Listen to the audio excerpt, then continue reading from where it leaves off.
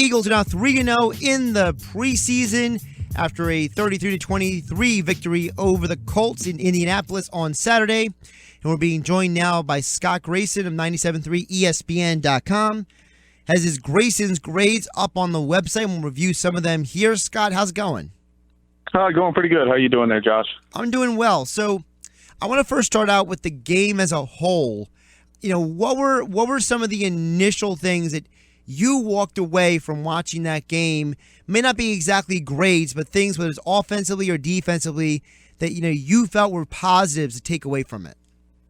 Well, I think first and foremost, I wanted to see how this defense and particularly the front four fared against a quarterback like Andrew Luck. I mean, he's believed to be, and I think arguably one of the upper, 5, 6, 7 quarterbacks in the league when he's healthy. And so seeing them against him in that offense, and he had some weapons there in Indianapolis, what they were able to do against him, that was one of the most important things I wanted to see was how the defense was going to do, how much pressure they were going to get on him, because I really think the defense is going to be what drives the ship here for this team.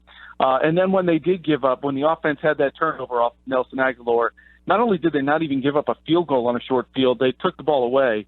That I'm thinking later. There they did give up a field goal. But this defense, if they can keep the other team out of the end zone, ultimately I think this offense has enough ability to put enough points on the board that they're going to win games. And that's the recipe we saw. And to me, that was the most important thing. I also liked seeing how protected Sam Bradford was by that offensive line, had time to throw. And when he has time to throw and step up in the pocket, his accuracy is very good. And that's what we saw there. Speaking of Sam Bradford, he's one of the guys that you gave an A to. Talk about, was it just the completion percentage? Was it the overall performance? What was it about Sam Bradford's game on Saturday night that led you to give him an A? It wasn't even completion percentage. For me, it was things like stepping up in the pocket and delivering nice passes. His stats should have even been better because clearly the interception was on Agholor. It was a well-thrown ball. I thought he was putting the ball in good spots for his receivers. Particularly enjoyed watching him throw that fade to DGB, Dorial Green-Beckham. Well-thrown ball, and that's all you have to do in that situation is just put it in a place where your receiver can get it and only him, and it's a touchdown. And that's exactly what Bradford did. So his accuracy was good. It looked like his reads were good. But again, it all comes down to the offensive line giving him the protection. And too often last year, he didn't have time.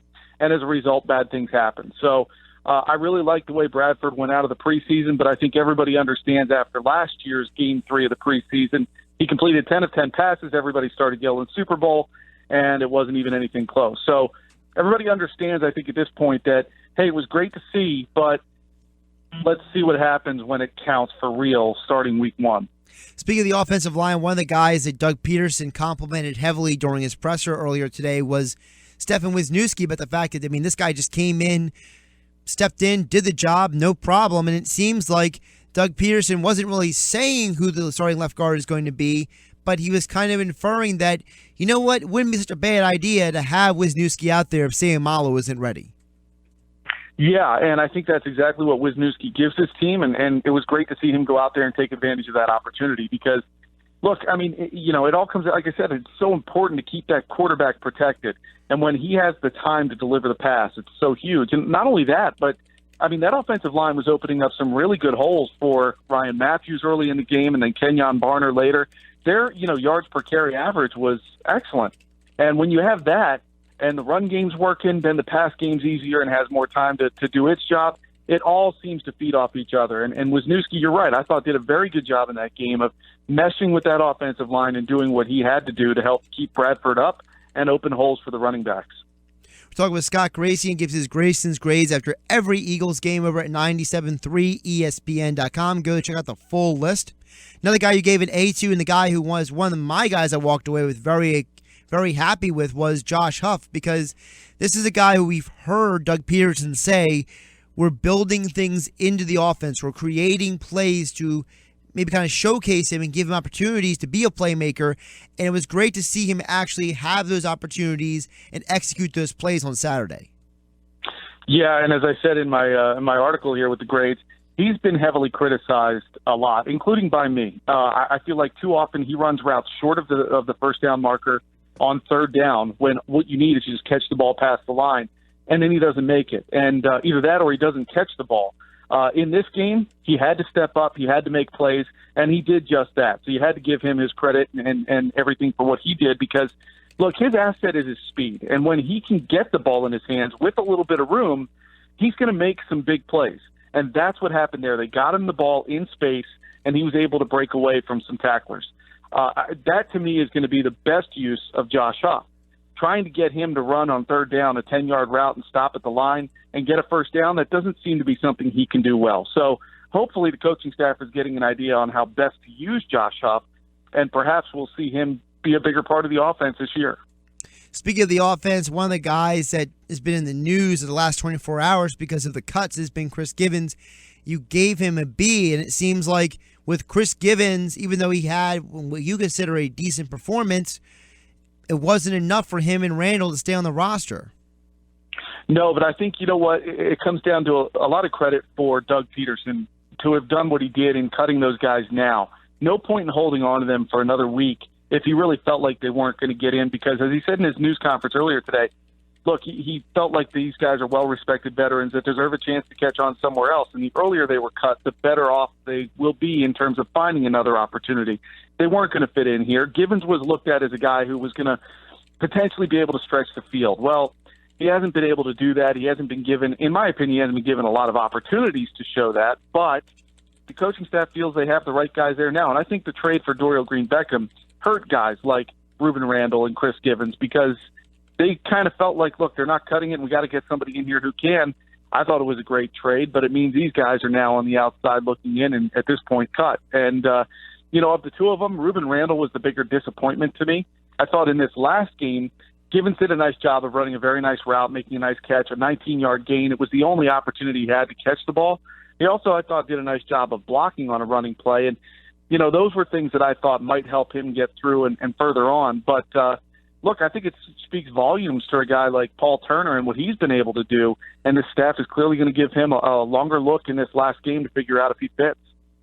Yeah, Paul Turner had 4 targets and caught 2 passes on Saturday. You gave him a C, and you mentioned here on 97.3 ESPN.com, Scott, that Turner's a guy who they didn't really give a lot of opportunities to, and I believe that's because they really wanted to see if Givens and Randall and Agholor and Dorial Green-Beckham really could step up or not. So that might be a situation, I argue, Scott, that you're probably going to see a lot of Turner on Thursday night as opposed to not seeing him as much on Saturday.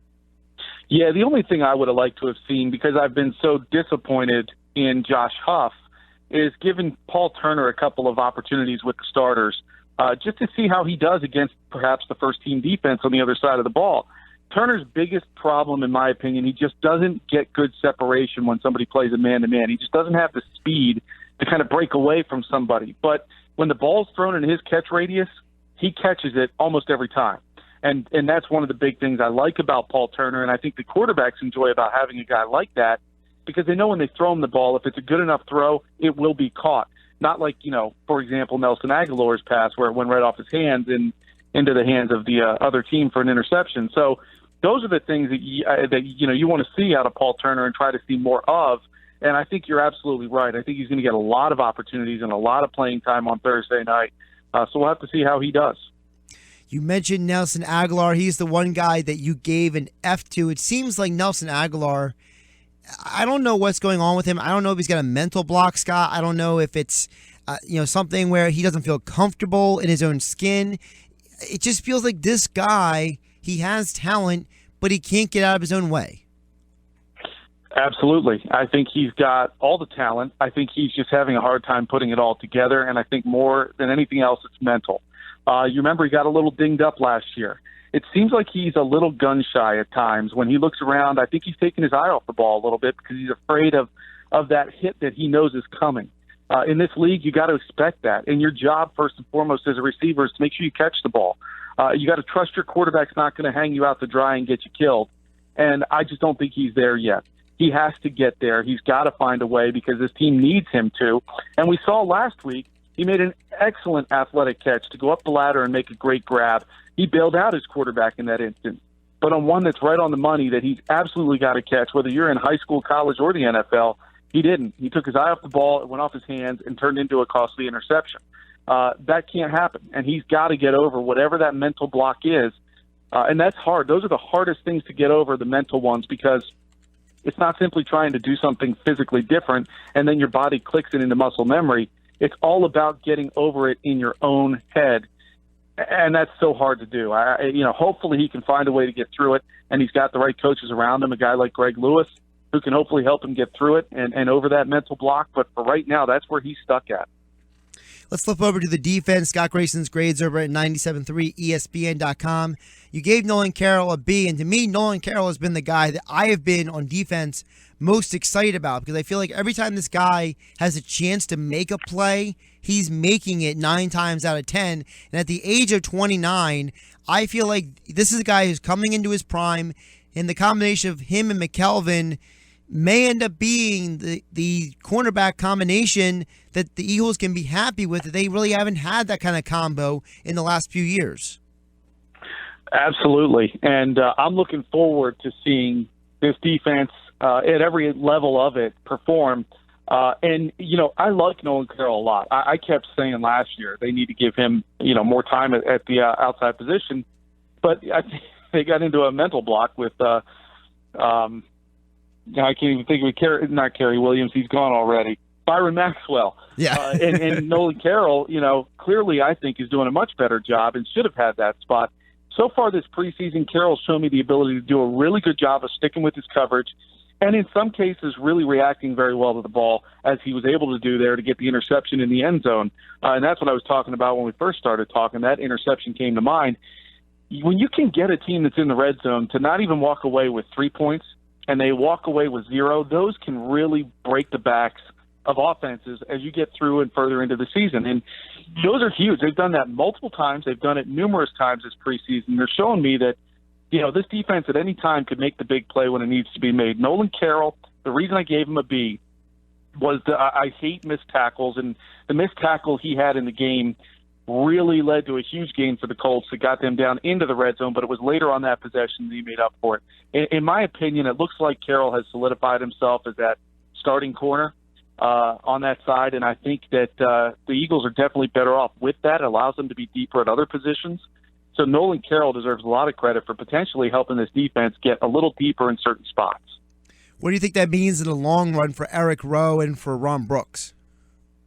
Those two guys are certainly in tough spots. Right now it seems like Brooks has sort of gotten the opportunities at nickel, so he's at least going to get out on the field. Eric Rowe's a guy who, but he just doesn't seem to have gotten it, whatever that it is at this point. He just seems a little bit slow. He had one opportunity, I thought, in the game the other night to make an interception. Looked like he had read it well. He had decent coverage, and then he just mistimed his jump and didn't get his hands on the ball.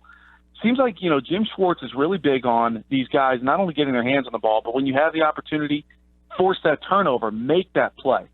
I've seen them at times after training camp was over. They, not only receivers, but defensive backs go over to it's actually like a tennis machine that you would practice serving to you. It's a machine that shoots tennis balls at them, and they catch them with one hand, left hand, and eventually they switch to the right. And I think that hand-eye coordination that they're working on continuously with these guys is going to pay dividends on helping to force some turnovers. We've seen it already working, but Eric Rowe's a guy who's got to get his hands on the ball. He's got to make turnovers happen. And right now, I'd say, he might be a guy that doesn't make the cut to 53. I think he probably will, but he's got to find more ways to make himself useful. You can check out all of Scott Grayson's grades over at 97.3 ESPN.com. After every Eagles game, he goes through numerous players on the team, anybody and everybody who had any impact on the game, good, bad, or indifferent. He gives you the full list, so check it out at 97.3 ESPN.com. Scott, appreciate it, and look forward to seeing your next grades after next game. Yeah, Thursday night. Jets, right? Yeah, AETS. Here we go. Thanks, Josh. Thanks, appreciate it, Scott.